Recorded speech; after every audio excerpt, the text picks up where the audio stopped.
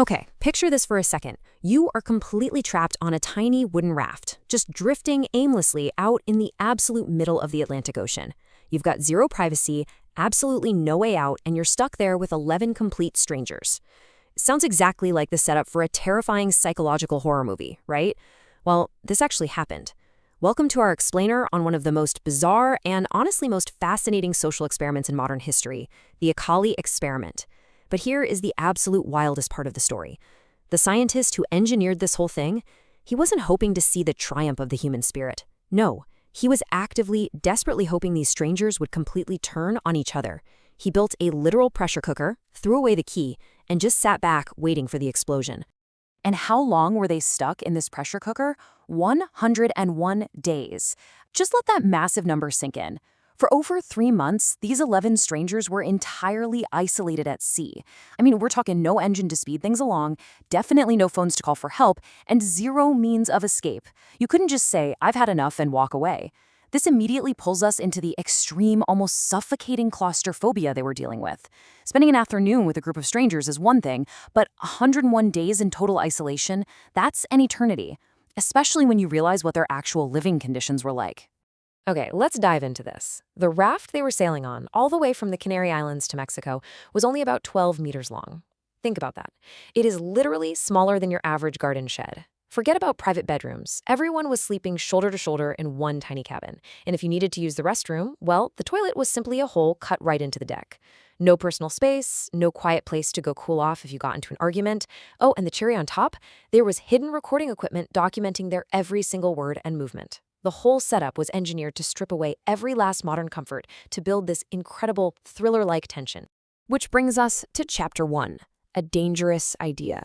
To understand why anyone would put themselves through this, we have to look at the guy pulling the strings, Mexican anthropologist Santiago Genovese.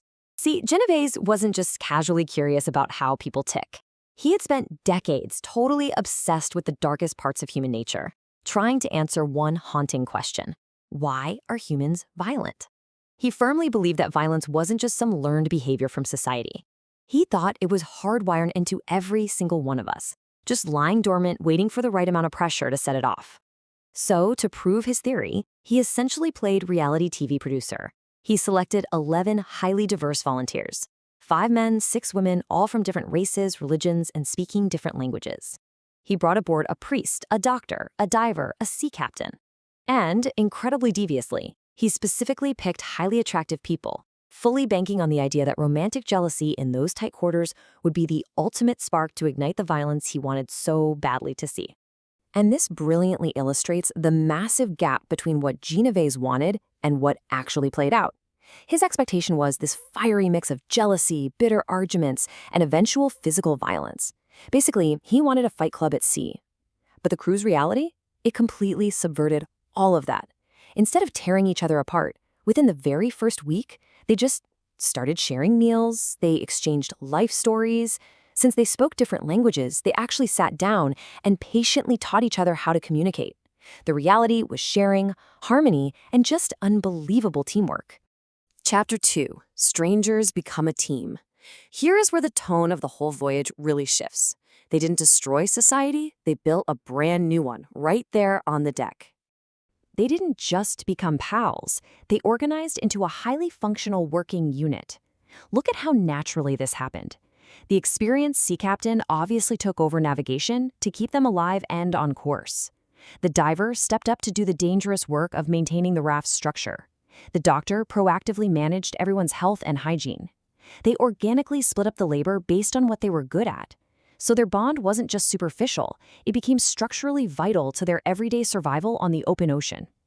Chapter 3, Sabotage by the Scientist. Meanwhile, Santiago Genovese is watching his grand theory crumble right in front of his eyes. So what does he do? He decides to actively sabotage his own crew. To manufacture the drama that wasn't happening naturally, he started handing out these weekly questionnaires. And we're talking highly inflammatory questions. Things like who annoyed you the most this week? Who do you trust the least? And who are you physically attracted to?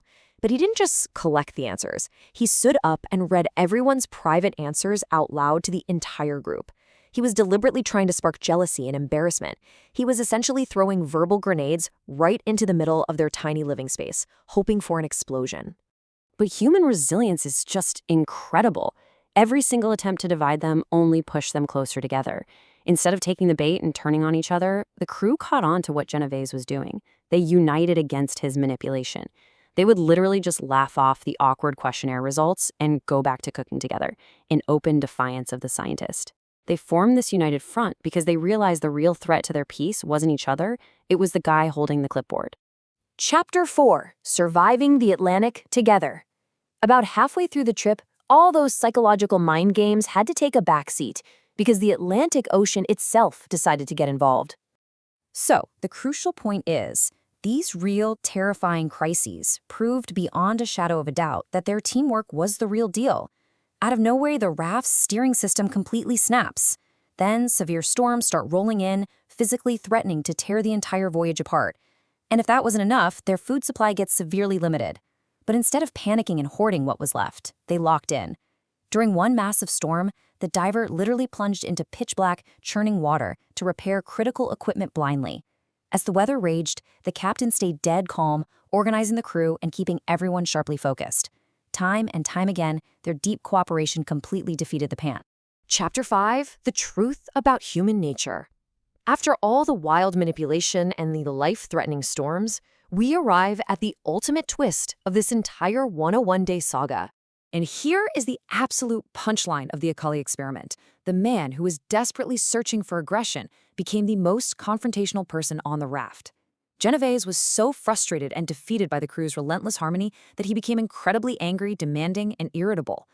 The crew quickly figured out that the true, suffocating pressure of this journey wasn't coming from the sea or the lack of space. It was coming entirely from Genovese. By the end of the trip, the scientist himself was literally the only real antagonist in his own experiment.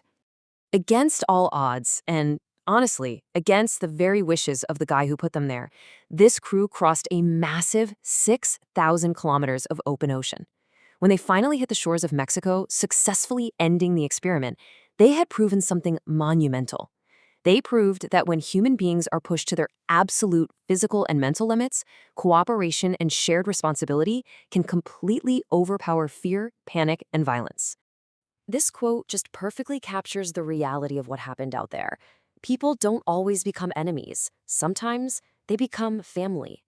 It's such a beautiful wrap-up to the emotional arc of this whole crazy journey. The very people Genovese expected to destroy each other had become a tight-knit community. In fact, years later, many of the participants actually joyfully reunited. They didn't look back on those 101 days as some traumatic nightmare.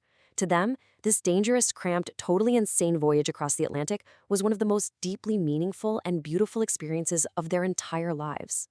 So, we want to leave you with this final provocative thought. Knowing everything we just talked about, the intense claustrophobia, the bizarre psychological manipulation, those massive life-threatening storms, would you survive 101 days on the Acali raft? And maybe more importantly, if you were stripped of every modern comfort and trapped with total strangers under that kind of pressure, would you turn toward conflict, or would you help build a family? It's a wildly fascinating reflection on our own capabilities and what truly lies at the core of human nature.